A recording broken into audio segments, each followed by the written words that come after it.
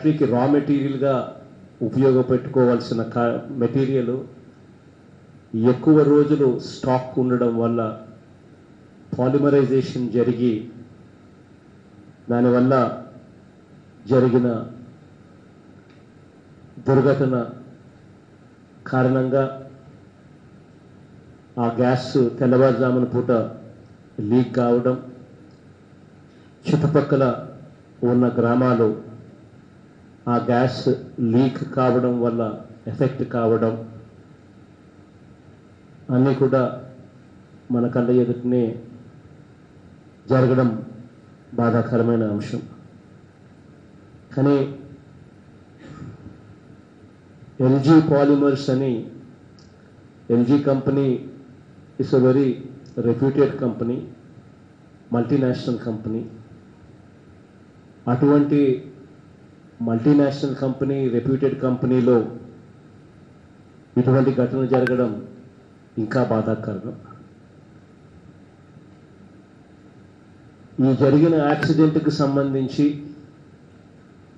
లోతుగా అధ్యయనం చేసి రిపోర్ట్ ఇవ్వమని చెప్పి ఒక కమిటీని కూడా కాన్స్టిట్యూట్ చేస్తూ ఉన్నాం. మన special chief secretary environment and forest, secretary industries, secretary PCB, collector గారు అండ్ కమిషనర్ ఆఫ్ పోలీస్ వీళ్ళందరూ కూడా ఈ కమిటీలో సభ్యులుగా ఉండి లోతుగా అధ్యయనం చేసి ఏం జరిగింది, ఇటువంటివి మళ్ళీ పునరావృతం కాకుండా ఏం చెయ్యాలి అన్న అంశం మీద వీళ్ళు అధ్యయనం చేసి రిపోర్ట్ ఇస్తారు. ఆ రిపోర్టు ఆధారంగా తదుపరి చర్యలు కూడా ఆ కంపెనీకి సంబంధించి ఏం చేయాలి అని చెప్పి నిర్ణయం తీసుకోవడం జరుగుతుంది. కానీ ఇన్సిడెంట్ తెల్లవారుజామున పూట జరిగినప్పుడు, కానీ గ్యాస్ లీక్ అయినప్పుడు అలారం మోగాలి కదా, అది ఎందుకు అలారం మోగలేదు అన్నది కరెక్ట్ కాదు కదా అన్నది నా మనసుకు కూడా కలత వేస్తూ ఉన్న విషయం. బట్ అదైనా కూడా ఒక అధ్యయనం, లోతైన అధ్యయనం చేసిన తర్వాతనే ఏదైనా కూడా ఎందుకు జరిగింది, జరగకుండా ఉండడానికి ఇంకా ఏం చేయాలి అన్న దాని మీద, ఏం యాక్షన్ తీసుకోవాలి అన్న దాని మీద కూడా రిపోర్ట్ వచ్చిన తర్వాతనే నిర్ణయం తీసుకుంటాం. కానీ తెల్లవారుజామునే ఇది జరిగినప్పటికీ అధికారులు ఇక్కడికి మరీ ముఖ్యంగా అభినందించాలి. జరిగిన ఇన్సిడెంట్ జరిగిన వెంటనే 5 గంటలకే అంబులెన్స్లన్నీ కూడా అందుబాటులోకి రావడం, కలెక్టర్ కూడా 5:30కే లొకేషన్లోకి చేరడం, అందరూ కూడా పోలీసులు అయితే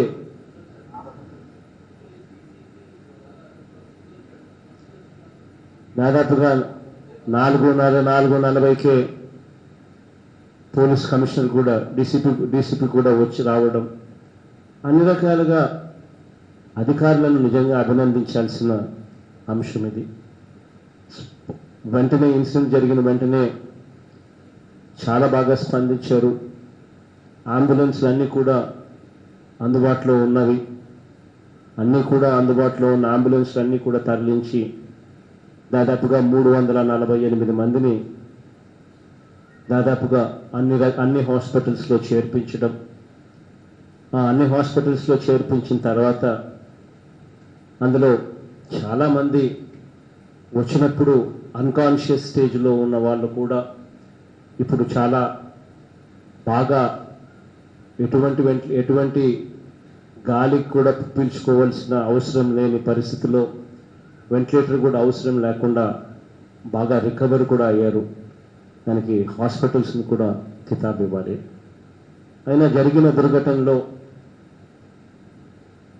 9 మంది చనిపోవడం జరిగింది అని చెప్పి కూడా అధికారులు చెప్తా ఉన్నారు. ఈ 9 మంది కుటుంబాలకు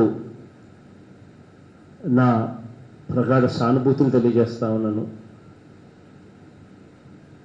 జరిగిన ఘటనలో నేను మనుషులను వెనక్కి తీసుకోలేకపోయినా కూడా ఒక మంచి మనసున్న వ్యక్తిగా ఖచ్చితంగా ఆ కుటుంబాలకు అన్ని రకాలుగా తోడుగా ఉంటానని మాత్రం ఖచ్చితంగా హామీ ఇస్తా ఉన్నాను. దీనికి సంబంధించి చనిపోయిన ప్రతి కుటుంబానికి కూడా కంపెనీ వాళ్ళతో ఏ మేరకు రాబడతామో అది గవర్నమెంట్గా మేము కింద మీద పడతాం. కంపెనీ ఇచ్చిన ఏ మేరకు ఇచ్చినా కూడా గవర్నమెంట్ అన్ని రకాలుగా కూడా ముందుండి ఆదుకుంటుంది. చనిపోయిన ప్రతి కుటుంబానికి కూడా ₹1 కోటి కాంపెన్సేషన్ కూడా డిక్లేర్ చేస్తా ఉన్నాం. కంపెనీ వాళ్ళతో ఏ మేరకు వస్తుందో వస్తుంది, కానీ వాళ్ళ దగ్గర నుంచి ఏ మేరకు వస్తే వస్తుంది, మిగిలింది ప్రభుత్వం యాడ్ చేస్తుంది. కంపెనీతో ఏం మాట్లాడుకోవాలో ప్రభుత్వం మాట్లాడుకుంటుంది. కానీ చనిపోయిన ప్రతి కుటుంబానికి ₹1 కోటి డిక్లేర్ అయితే ఖచ్చితంగా చేస్తా ఉన్నాం. అదొకటే కాకుండా హాస్పిటల్లో ఎవరైతే వైద్యం చేయించుకుంటా ఉన్నారో వాళ్ళు ఎవరైతే ప్రైమరీ కేర్ అంటే భయపడి ఇంకొకటో వచ్చి చిన్న చిన్న సమస్యలతో వచ్చి ప్రైమరీ కేర్ వైద్యంతో వెళ్ళిపోయిన వాళ్ళందరికీ కూడా ప్రైమరీ కేర్ చేయించుకున్న వాళ్ళందరికీ ₹25,000 ఇవ్వడం జరుగుతుంది. హాస్పిటలైజ్ అయి ఎవరైతే 2-3 రోజుల పాటు కనీసం హాస్పిటల్లో ఉండవలసిన పరిస్థితి ఎవరికైతే ఉంటుందో వాళ్ళందరికీ కూడా ₹1,00,000 వాళ్ళందరికీ కూడా కాంపెన్సేషన్ ఇవ్వడం కూడా జరుగుతుంది. వాళ్ళే కాకుండా వెంటిలేటర్ సహాయంతో వైద్యం చేయించుకునే పరిస్థితులకు వచ్చిన వాళ్ళు ఎవరైతే ఉంటారో వాళ్ళందరికీ కూడా ₹10 లక్షల కాంపెన్సేషన్ ఇవ్వడం కూడా జరుగుతుంది. ఏ ఒక్కరికి కూడా వైద్యం ఖర్చు రూపాయి కూడా పెట్టుకోవాల్సిన అవసరం లేకుండా ప్రతిదీ కూడా వైద్యం చేయించిన తర్వాత వీళ్ళందరికీ కూడా ఈ కాంపెన్సేషన్ అమౌంట్లు ఇచ్చి వాళ్ళందరూ కూడా సంతోషంగా ఇళ్ళకి పోయేట్టుగా చేయమని చెప్పి అధికారులకు ఆదేశాలు కూడా ఇస్తా ఉన్నాం. అది కాక దాదాపుగా ఇప్పుడే వినయ్తోనూ కలెక్టర్ గారితోనూ అందరితోనూ ఇంక్లూడింగ్ ఎమ్మెల్యేలతోనూ కూడా మాట్లాడడం తర్వాత అందరం కూడా ఎన్ని ఊర్లు ఎఫెక్ట్ అయ్యాయి ఈ గాలి వల్ల, పోనీలే ఈ గాలి వల్ల మనుషులకు డైరెక్ట్గా ఎఫెక్ట్ ఏం కాకపోయినా కూడా దాని స్ట్రెస్సు దాదాపుగా కొన్ని రోజుల పాటు ఈ స్ట్రెస్ వాళ్ళ మీద సైకలాజికల్గా వాళ్ళకు దీని ఎఫెక్ట్స్ కొద్దో గొప్ప స్ట్రెస్ రూపంలోనో ఇంకొక రూపంలోనో ఖచ్చితంగా ఉంటాయి. అటువంటి గ్రామాలు ఏమున్నాయి ఎన్నున్నాయి అని చెప్పి అడగడం జరిగితే ఆ గ్రామాలు అందరూ కూడా చెప్పడం వెంకటాపురం 1 అని, వెంకటాపురం 2 అని, SCBC కాలనీ అని, నందమూరి నగర్ అని, పద్మనాభపురం అని అందరూ కూడా ఎమ్మెల్యేలు అందరూ కూడా చెప్పడం జరిగింది.